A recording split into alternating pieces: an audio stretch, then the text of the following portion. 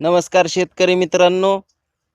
शेतकरी कर्ज घेतो मजा करण्यासाठी नाही, तो खत बियाणे शेतात टाकण्यासाठी कर्ज घेतो. तर तुमचे काही मंत्री कोणी उठतय काही भोकतय, अशी परिस्थिती निर्माण झाली आहे.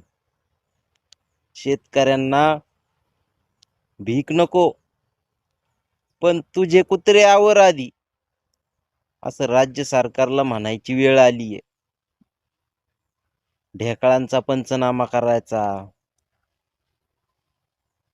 पैशाचं सोंग करता येत नाही, कर्ज काढायचं, कर्ज बाजारी व्हायचं आणि परत कर्जमाफी मागायची, असे तुमचे काही मंत्री बरळत आहेत. मला तुमच्या बुद्धीची कीव येते. तुमच्यासारखे घोटाळे तर शेतकरी करीत नाही ना. करोडो रुपयाचे घोटाळे, जमीन घोटाळे, कोणते घोटाळे असू द्या, तुम्ही फक्त शेतकऱ्यांच्या मालाला योग्य भाव द्या.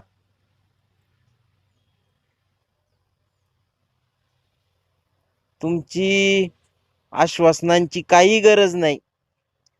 तुम्ही पक्के लबाड लांडगे आहेत.